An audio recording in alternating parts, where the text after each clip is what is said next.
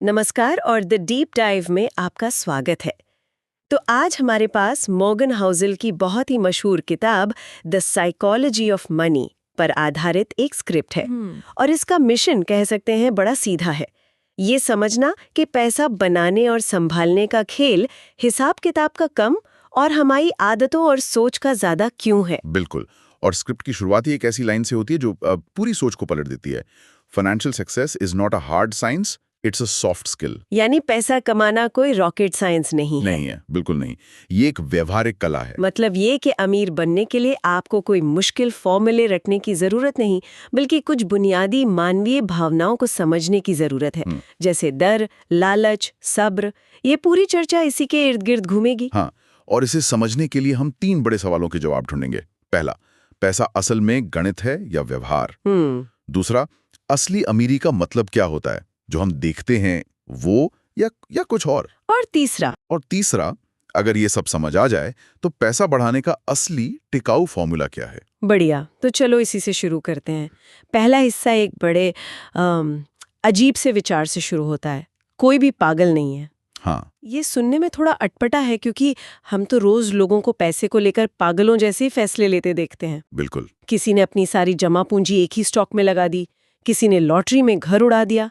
ये पागलपन नहीं तो और क्या है? देखने में ये पागलपन लगता है, पर लेखक का तर्क है कि हर कोई अपने अनुभवों के चश्मे से दुनिया देखता है। अनुभवों के चश्मे से? हाँ, जिस इंसान ने भयानक गरीबी और मंदी देखी हो, उसके लिए बैंक में रखा पैसा और सोने में निवेश ही सबसे बड़ी समझदारी है। वो शेयर बाजार को जुआ समझेगा। सही बात है। और इसके ठीक उलट कोई 25 साल का नौजवान जिसने सिर्फ बाजार को ऊपर जाते देखा है, हाँ, वो सोचेगा कि अरे पैसा बनाना तो बच्चों का खेल है, वो शायद ज्यादा जोखिम ले लेगा। बिल्कुल। तो ये वैसा ही है जैसे कोई जिसने कभी समंदर नहीं देखा, वो लहरों से डरेगा, और जो सर्फर है उन्हीं लहरों में मजा ढूंढेगा।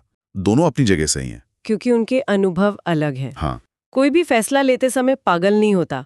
हर कोई अपने दिमागी मॉडल के हिसाब से वो कर रहा होता है जो उसे उस पल में सबसे सही लगता है। स्प्रेडशीट देखकर कोई फैसले नहीं लेता, सब अपनी कहानी के हिसाब से चलते हैं। ये मानना थोड़ा मुश्किल है ना? हम सब अपनी मेहनत और काबिलियत पर यकीन करना चाहते हैं। स्क्रिप्ट में आगे भाग्य और जोखिम की बात भी है। अगर बिल गेट्स की सफलता में सिर्फ भाग्य का हाथ था, तो फिर हम जैसे लोगों के मेहनत करने का क्या फायदा? ये एक बहुत जरूरी सवाल है। स्क्रिप्ट ये नहीं कहती कि मेहनत बेकार है, वो कहती है कि सफलता सिर्फ मेहनत का नतीजा नहीं है। अच्छा। ये मेहनत और भाग्य का एक मिश्रण है। हम अक्सर सफल लोगों की कहानी में सिर्फ उनकी काबिलियत देखते हैं और असफल लोगों में सिर्फ उनकी गलतियां।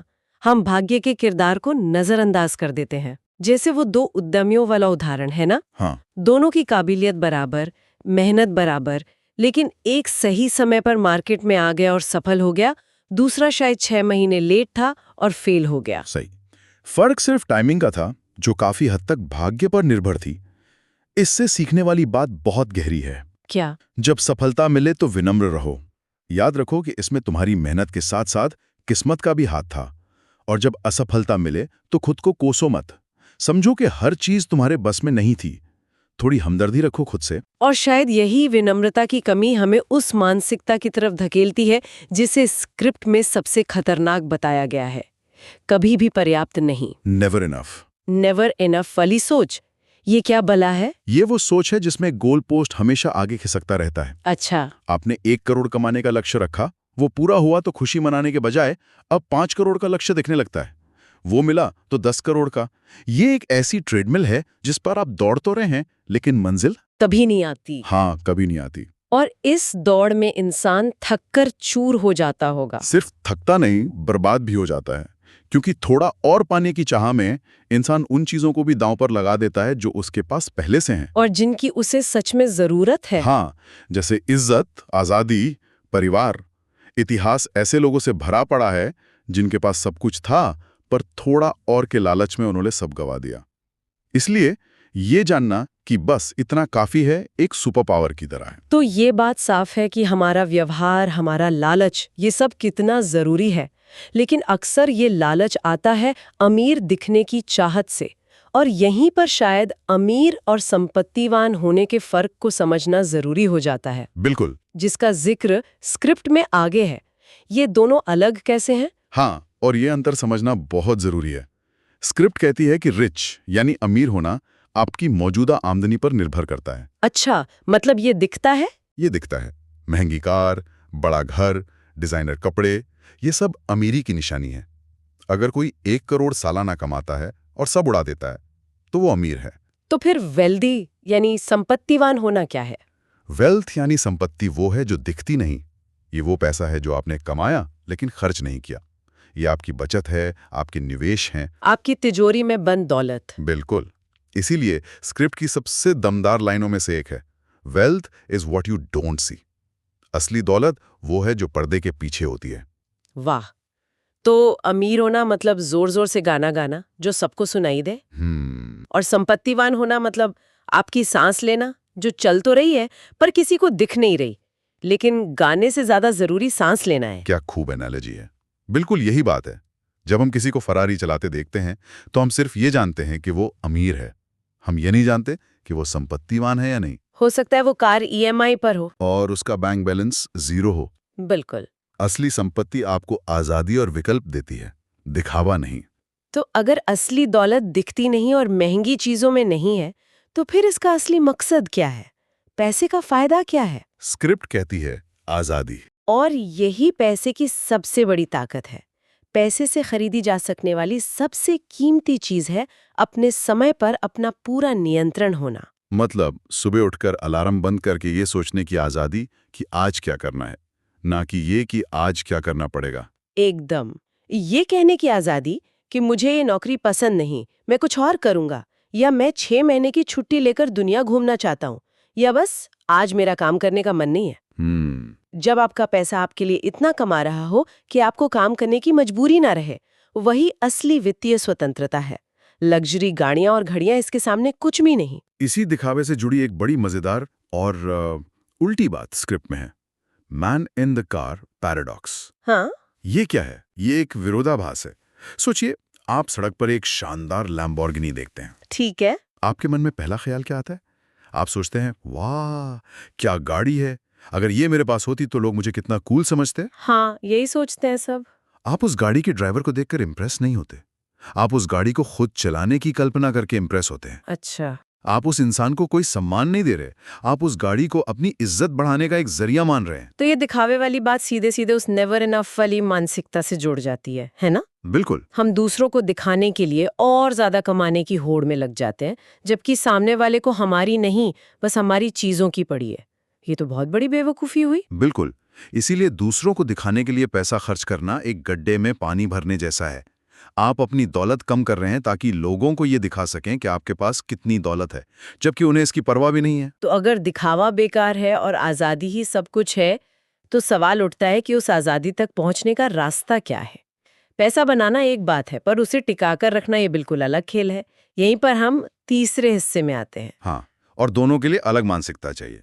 पैसा कमाने में आप थोड़ा जोखिम ले सकते हैं, आशावादी हो सकते हैं, लेकिन पैसा बनाए रखने के लिए आपको विनम्र होना पड़ता है और थोड़ा डरना भी पड़ता है। डरना पड़ता है। हाँ, आपको ये मानना पड़ता है कि जितनी आसानी से पैसा आया है, उतनी ही आसानी से जा भी सकता है। तो पैसा बनाए रखने और उसे बढ़ाने का सबसे पहला और मजबूत नियम क्या है? स्क्रिप्ट कहती है कंपाउंडिंग। कंपाउंडिंग यानी चक्रवृद्धि। आइंस्टाइन ने इसे दुनिया का 8वां अजूबा कहा था। ये वो जादू है जहां आपके पैसे पर मिला मुनाफा खुद भी मुनाफा कमाने लगता है। ये एक छोटे से स्नोबॉल की तरह है, जो पहाड़ की चोटी पर तो छोटा सा लगता है, लेकिन नीचे आते आते इतना बड़ा हो जाता है कि उसे कोई रोक नहीं सकता। सही। लेकिन शर्त ये है कि उसे लुढ़कने के लिए एक लंबा पहाड़ यानी लंबा समय देना होगा। बिल्कुल सही पकड़ा।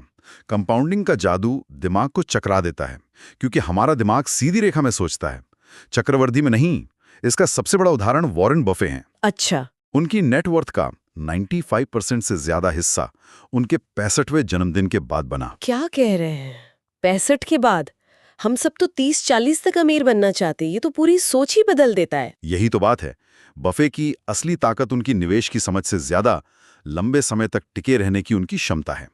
उन्होंने 10 साल की उम्र से निवेश किया और आज 90 के पार भी टिके हुए हैं। वाह। सीख ये है, जल्दी अमीर बनने की कोशिश मत करो, लंबे समय तक संपत्तिवान बने रहने की कोशिश करो। समय आपका सबसे बड़ा दोस्त है। लेकिन निवेश का रास्ता हमेशा सीधा सीधा ऊपर तो नहीं जाता। कभी कभी तो बड़े झटके लगते हैं, सब कुछ बिखरता हुआ लगता है। ऐसे में कैसे टिके रहें? यहाँ पर टेल इवेंट्स का जिक्र आता है। टेल इवेंट्स, ये वो दुर्लभ लेकिन बहुत प्रभावशाली घटनाएं होती हैं जो सब कुछ बदल देती हैं। मतलब? निवेश में आपकी ज्यादातर कमाई कुछ गिने चुने सही फैसलों से ही आती है। डिज्नी ने अपने इतिहास में 400 से ज्यादा फिल्में बनाई, लेकिन उनकी ज्यादातर कमाई सिर्फ कुछ ब्लॉकबस्टर फिल्मों से हुई। जैसे फ्रोजन या द लायन किंग। हाँ, मतलब आपको हर बॉल पर छक्का मारने की जरूरत नहीं है। आपको बस पिच पर टिके रहना है, ताकि जब एक आसान बॉल आए तो आप चौका मार सको। हाँ, ज्यादातर गेंदें तो बस डिफेंड करनी है। एकदम सही। आपके 10 में से 7 निवेश शायद औसत रहें, दी में नुकसान हो, लेकिन एक निवेश इतना शानदार रिटर्न दे सकता है कि वो बाकी सबकी भरपाई कर दे। इसलिए जरूरी है कि आप गलतियां करें, नुकसान उठाएं, लेकिन खेल से बाहर ना हो, पिच पर टिके रहें। और पिच पर टिके रहने के लिए ही शायद ये आखिरी चीज काम आती है, मार्जिन ऑफ सेफ्टी। सुरक्षा का एक बफर। हाँ, बफर। बिल्कुल। इसका सीधा सा मतलब है कि ये मानकर चलो कि आपकी योजना गड़बड़ होगी। हाँ, होगी ही। भविष्य अनिश्चित है। आप ये अनुमान नहीं लगा सकते कि अगले साल आपको कितना रिटर्न मिलेगा, लेकिन आप ये सुनिश्चित कर सकते हैं कि अगर कुछ बुरा हुआ तो आप बर्बाद नहीं होंगे। ये गाड़ी में स्टेपनी रखने जैसा है। आप रोज इस्तेमाल नहीं करते, 25 दिन टायर पंक्चर होता है, उस दिन उसकी कीमत समझ आती है। बहुत अच्छा उदाहरण है। ये बफर कई तरह का हो सकता है। एक इमरजेंसी फंड, ताकि नौकरी जाने पर निवेश न तोड़ना पड़े। कम से कम कर्ज, ताकि ईएमआई आपकी आमदनी न खा जाए। और अपने पोर्टफोलियो में विविधता, ताकि एक निवेश डूबे तो बाकी आपको बचा लें। बिल्कुल। ये बफर ही आपको अप्रत्याशित झटकों से बचाता है और खेल में बनाए रखता है। तो कुल मिलाकर इस सब का निचोड़ क्या है? हमने पैसे के मनोविज्ञान के बारे में कई परतें खोली। ये साफ है कि ये गणित की किताब नहीं बल्कि इंसानी व्यवहार की कहानी है। अगर हम इसे समेटे तो कुछ बातें साफ हैं। पहला, पैसा बनाने में आपका दिमाग कितना तेज है, इससे ज्यादा जरूरी यह है कि आप अपनी भावनाओं पर कितना काबू रख पाते हैं। दूसरा, असली दौलत वो नहीं जो दिखती है, बल्कि वो है जो बचत और निवेश के रूप में छिपी होती है। बिल्कुल। तीसरा, पैसे का असली लक्ष्य महंगी चीजें खरीदना नहीं, बल्कि अपनी जिंदगी और अपना समय खरीदना है। और आखिर में, लालच आपका दुश्मन है, सब्र आपका दोस्त है, और कंपाउंडिंग वो जादू है जो सब्र करने वालों को इनाम देता है। स्क्रिप्ट के हिसाब से जो लोग सच में संपत्ति बनाना चाहते हैं, उनके लिए रास्ता बहुत सीधा और सादा है। अपनी ज़रूरतों को कम रखो, बचत बढ़ाओ, नियमित रूप से निवेश करो और फिर सब कुछ भूलकर उसे सालों साल बढ़ने का समय दो। ये पूरी चर्चा एक महत्वपूर्ण सवाल भी खड़ा करती है। अगर ये सच है कि पैसे को लेकर हमारी पूरी सोच हमारे निजी सीमित अनुभवों से बनती है, तो हम उन अवसरों या जोखिमों को कैसे देख सकते हैं जो दूसरे लोग अपने अलग अनुभवों की वजह से देख पाते हैं?